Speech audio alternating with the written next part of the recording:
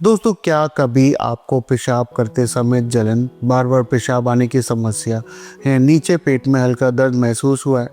बहुत लोग इसे मामूली समझकर टाल देते हैं, लेकिन अक्सर यही लक्षण यूटीआई यानी यूरिनरी ट्रैक्ट इन्फेक्शन के होते हैं। आज हम बात करेंगे ऐसी दवा के बारे में जो खास तौर पर इसी समस्या के लिए जानी जाती है और इसी में दी जाती है, जिसे कहते हैं नाइट्रोफेरेंटोइन। लोग अक्सर सर्च करते हैं नाइट्रोफेरेंटोइन 100 मिलीग्राम की टैबलेट किस लिए दी जाती, कितने दिनों तक इसे लेना होता है, क्या ये सिर्फ पेशाब के इन्फेक्शन में काम करती है, क्या इसका इंजेक्शन भी आता है। आज इन्हीं सवालों के हम आसान और स्पष्ट जवाब जानेंगे। दोस्तों, मैं डॉक्टर दिवांशु गुप्ता आपको अपने YouTube चैनल दैट हेल्थ पर स्वागत करता हूं। दोस्तों, सबसे पहले समझे अनकॉम्प्लिकेटेड यूरिनरी ट्रैक्ट इन्फेक्शन क्या होता है। आसान शब्दों में, जब इन्फेक्शन सिर्फ पेशाब की थैली यानी ब्लैडर तक सीमित हो, मरीज सामान्य रूप से स्वस्थ हो, किडनी ठीक से काम कर रही हो और कोई गंभीर बीमारी या जटिल समस्या ना हो, तो उसे हम अनकॉम्प्लिकेटेड यूटीआई या अनकॉम्प्लिकेटेड यूरिनरी ट्रैक्ट इन्फेक्शन कहा जाता है।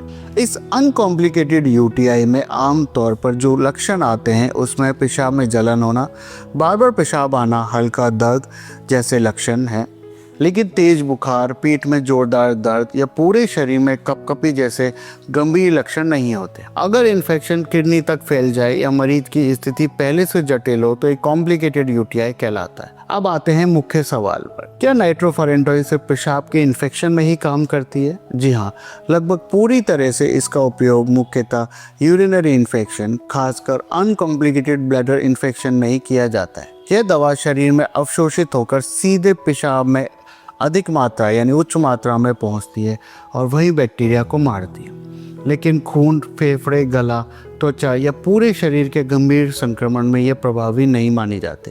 इसका कारण यह है कि खून में इसका स्तर ज़्यादा समय तक नहीं रहता।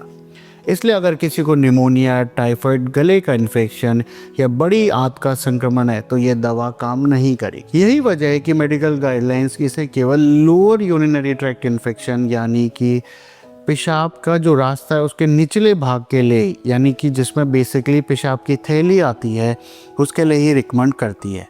अब बात करते हैं ये दवा किस रूप में मिलती है।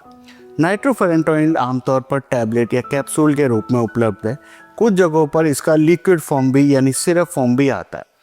महत्वपूर्ण बात है, ये आमतौर पर इंजेक्टेबल फॉर्म में उपलब्ध नहीं होती। इसे आईवी ड्रिप से नहीं लिया जा सकता क्योंकि ये दवा सिस्टमिक यानी पूरे शरीर के इन्फेक्शन के लिए उपयुक्त नहीं है, बल्कि सिर्फ पेशाब के रास्ते में काम करने के लिए बनाई गई। अब सबसे ज़्यादा पूछे जाने वाला सवाल है, इसकी डोज क्या होती है। वयस्कों में सामान्य डोज 100 मिलीग्राम दिन में 2 बार लगभग 5 दिन तक दी जाए अनकॉम्प्लिकेटेड यूटीआई में।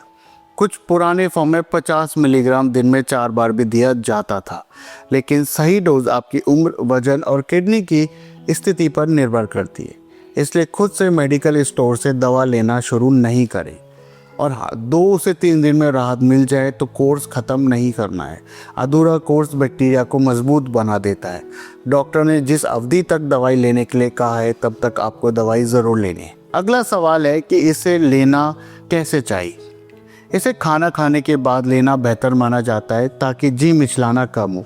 साथ में पर्याप्त पानी पिए। अगर डॉक्टर ने 5 दिन कहा है तो पूरे 5 दिन दवाई लें। अगर साइड इफ़ेक्ट की बात करें तो सामान्यतः साइड इफ़ेक्ट में हल्का सा जी मिचलाना, उल्टी जैसा लगना, पेट में असहजता या सिर दर्द शामिल हो सकता है। एक बात जिससे लोग अक्सर घबरा जाते हैं, पेशाब का रंग गहरा पीला या भूरा हो जाना। यह दवा का सामान्य प्रभाव है, चिंता की कोई बात नहीं। लेकिन अगर सांस लेने में दिक्कत हो रही है, लगातार सूखी खांसी आए, तेज रैश या एलर्जी के लक्षण हो तो तुरंत डॉक्टर से संपर्क करें। बहुत ही रेयर मामलों में अक्सर फेफड़ों पर कुछ असर देखा गया है, लेकिन ये बहुत ही रेयर साइड इफ़ेक्ट है। बहुत ही कम मामले इसके देखे गए।